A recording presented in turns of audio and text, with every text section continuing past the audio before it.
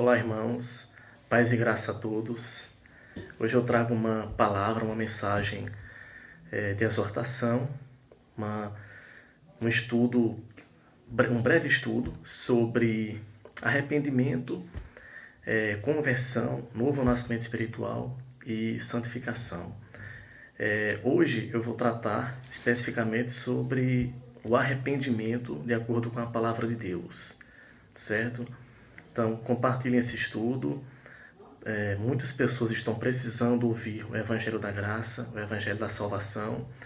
Estamos vivendo tempos difíceis, né? tempos tenebrosos, tempos trabalhosos, como o apóstolo Paulo disse em 2 Timóteo capítulo 3, né? Tempos difíceis. Estamos vivendo tempos proféticos.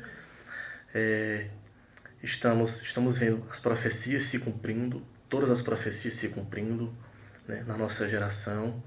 E com certeza, irmãos, muito em breve o nosso Salvador voltará, né? O Espírito Santo tem inquietado, né, tem incomodado, não só a mim, mas a muitos servos do Senhor, aqui no Brasil e fora. Tem inquietado, tem incomodado para que possamos pregar o Evangelho da Graça, o Evangelho da Salvação eterna. E hoje eu vou falar sobre arrependimento, né? O texto base que nós iremos usar é o capítulo 51 de Salmos. Semana passada eu gravei uma mensagem, eu postei inicialmente no canal Breve Vem. Então quem não viu essa mensagem, assista depois, porque é uma mensagem importante, é uma mensagem forte que o Espírito Santo me ordenou a pregar, certo? Há cerca de um mês e pouco atrás. Eu também tenho apoiado outros canais cristãos, canais sérios. E é isso, vamos fazer a obra do Senhor, irmãos. Estamos na reta final e nós devemos agora, mais do que nunca, trabalhar para Deus, trabalhar para o reino de Deus, né? Muitas pessoas estão precisando do novo nascimento espiritual, estão precisando ouvir o Evangelho da Graça, o Evangelho de Cristo. São tempos difíceis, mas que passarão, né? Passarão. A gente sabe que tudo isso é passageiro. Muito em breve o nosso Senhor voltará. E enquanto isso, né? Enquanto nós temos esse pouco tempo aí, temos que aproveitar para evangelizar, pregar a palavra, nos preparar também espiritualmente, não é? Nos preparar para a volta de Cristo. E nessa mensagem que eu postei semana passada, a ênfase que eu dei foi sobre o novo nascimento espiritual, foi sobre a salvação eterna em Cristo. A gente vê que muitos canais, alguns canais no YouTube, na internet, e também algumas igrejas evangélicas têm feito um ótimo trabalho, né? Alguns pastores têm feito um ótimo trabalho, despertando, ensinando ao povo sobre a volta de Cristo, sobre o arrebatamento, ensinando conceitos escatológicos que são importantes. Então, que Deus possa abençoar, né? Abençoe todos esses canais, irmãos que vêm fazendo esse trabalho maravilhoso, que nós possamos apoiar de uma forma ou de outra também, compartilhando vídeos, né, como esse, apoiando também financeiramente a obra do Senhor, certo? Só que na mensagem da semana passada,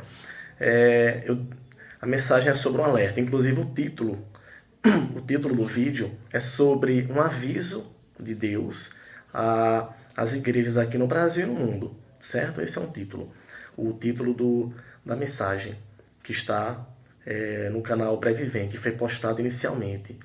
Então, assim, irmãos, nós temos que pregar a volta de Cristo, temos que falar sobre escatologia, certo? Mostrar para as pessoas a proximidade da volta de Cristo, mostrar que as profecias estão todas se cumprindo, que Jesus voltará em breve, certo? Temos que ensinar tudo isso, e de forma urgente mesmo, né? Porque a qualquer hora Jesus voltará, a qualquer hora o arrebatamento vai acontecer. Então, enfim, mas é um acordo histórico e que serve para estar preparando o terreno para o acordo profético de 7 anos, que vai acontecer a qualquer hora. Então, irmãos, as profecias, depois eu também vou dar algum estudo, um estudo ou outro sobre escatologia, certo? Mostrando tudo isso. Mas o que eu quero dizer, né, e complementando o que eu falei na mensagem da semana passada, né, complementando, é que nós temos que mostrar às pessoas o caos que está acontecendo no mundo, caos político, caos econômico. Temos que mostrar para as pessoas que Jesus está às portas, está voltando, né? Temos que ser atalaia nesse momento, temos que, é, temos que tocar a buzina, mostrar para as pessoas que não há mais tempo para a gente estar, entendeu, preocupados demasiadamente com projetos terrenos, entendeu? E que o tempo agora é se preparar para a volta de Cristo, certo? Mas temos que também pregar a doutrina mais importante da palavra de Deus, né? A doutrina mais importante, que é a doutrina do novo nascimento espiritual, a doutrina da salvação eterna em Cristo. Por que essa doutrina é a mais importante de toda a palavra do Senhor? Porque não adianta eu ter conhecimento de escatologia, eu ter todo o conhecimento bíblico e teológico do mundo, se eu não tiver um novo nascimento espiritual. Estou entendendo? Não adianta. Eu posso ter todo o conhecimento do mundo. Posso ter mestrado, doutorado, posso ter PhD em teologia, como muitos teólogos têm, muitos pastores têm, né? Como muitas pessoas por aí têm, mas que não têm um novo nascimento espiritual, não são nascidos de novo, né? Enfim, se Jesus voltar hoje, nós temos que nos fazer essa pergunta: se Jesus voltar hoje, certo? Se Jesus Cristo, se o arrebatamento acontecer hoje, né, agora, será que você seria arrebatado? Né? Você já tem um novo nascimento espiritual, você já foi salvo, você está em comunhão com Cristo, você tem o Espírito Santo de Deus habitando em você, e você produz frutos, esses frutos do Espírito Santo que atestam que você nasceu de novo. É essa mensagem que nós temos que pregar agora mais do que nunca. Entendeu, irmãos? Temos que pregar sobre escatologia, sobre a volta de Cristo, temos que mostrar para as pessoas, temos que estudar sobre a nova ordem mundial, até porque eu também sou escatologista, eu também estudo muito escatologia há muitos anos, eu também estudo sobre os planos da elite. Nós temos que saber o que é que eles estão preparando e tudo que está acontecendo aí nos bastidores, certo? Mas nós temos, irmãos, que complementar essa mensagem, certo? Com a doutrina da salvação.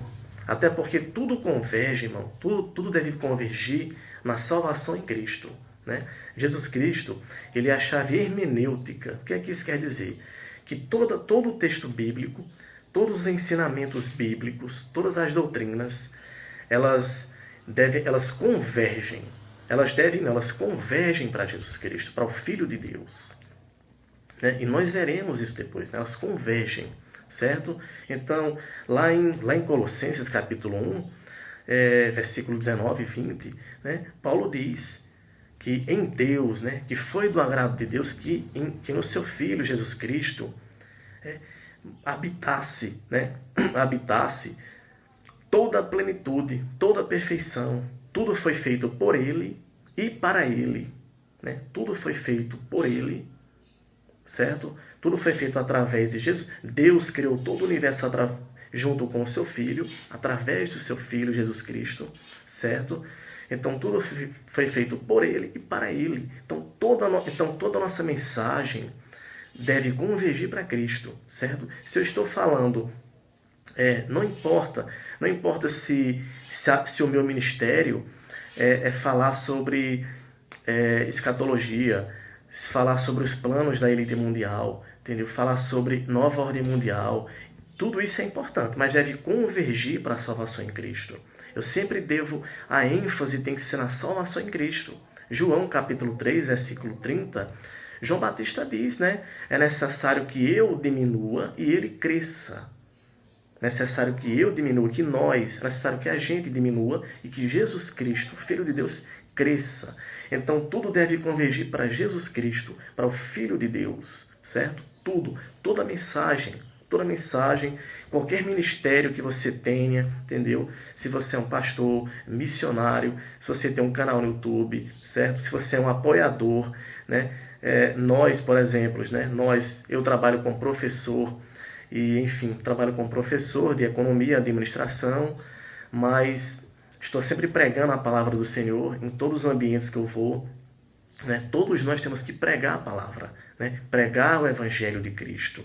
Essa é a maior missão da igreja. A maior missão da igreja é pregar o Evangelho de Jesus Cristo, né?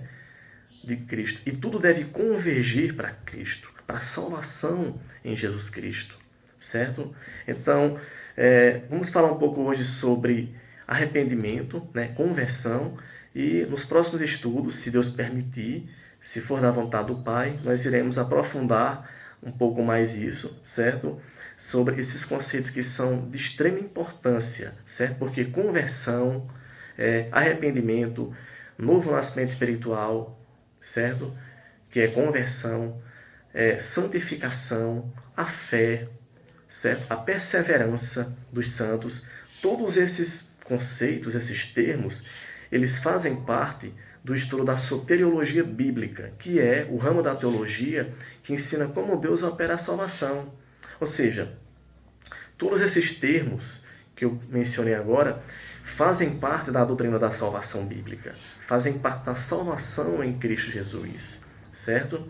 Então, aqui no Salmo 51, no versículo 17, diz assim: os sacrifícios para Deus, Salmo 51, verso 17, os sacrifícios para Deus são o espírito quebrantado. A um coração quebrantado e contrito não desprezarás, ó Deus. Então, o primeiro ponto aqui, né, que nós temos que entender, certo? Nós temos que entender o primeiro ponto acima de tudo, né? Quando o assunto é a doutrina da salvação em Cristo, da salvação eterna. Nós temos que entender que somente Deus opera a salvação no homem, certo? A salvação é operada somente por Deus, pelo Espírito Santo, certo? O homem, nós temos a nossa responsabilidade, o homem tem, né, um certo livre-arbítrio, certo?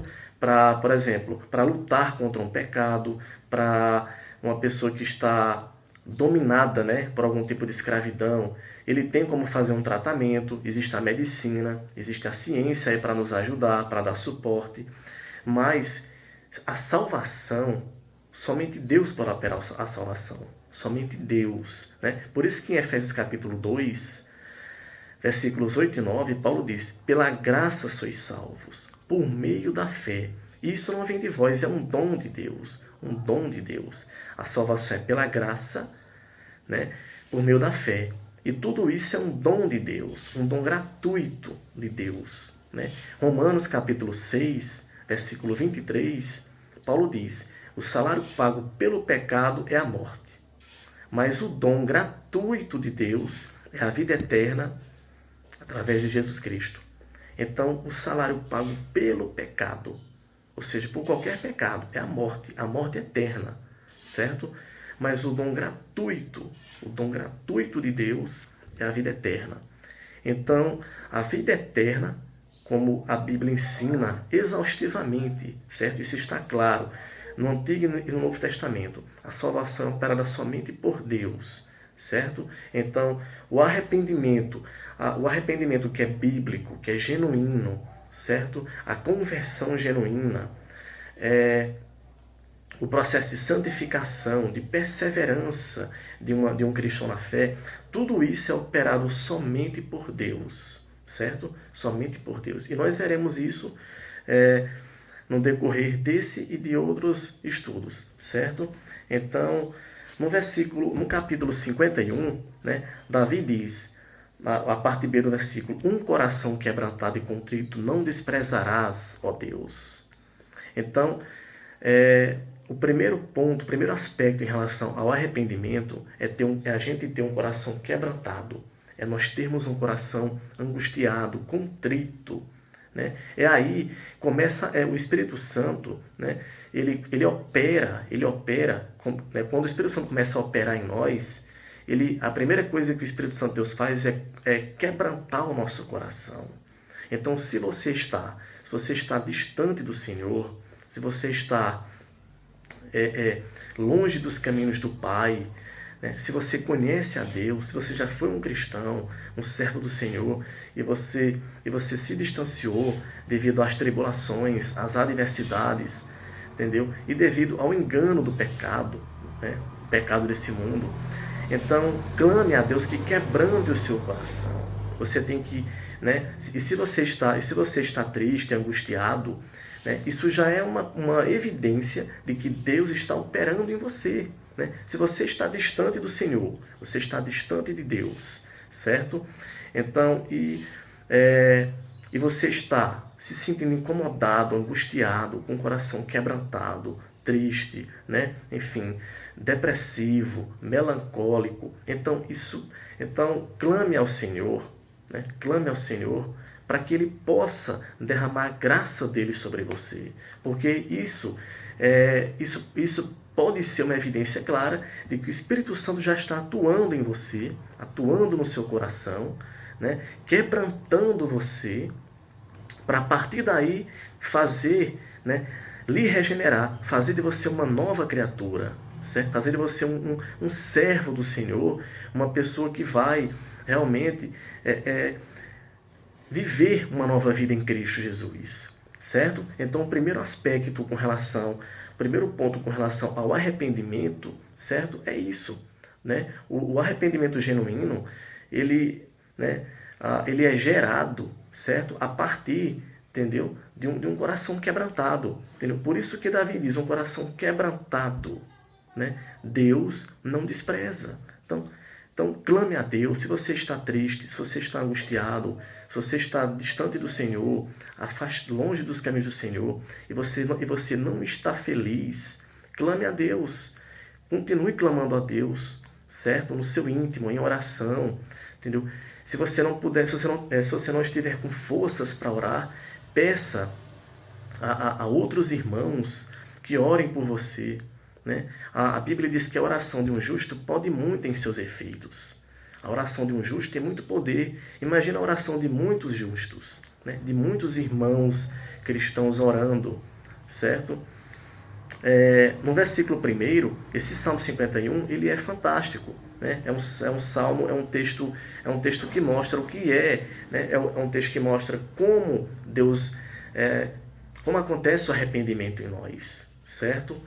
E o que nós temos que fazer para, de fato, nos arrepender de verdade, né? Nos arrepender genuinamente.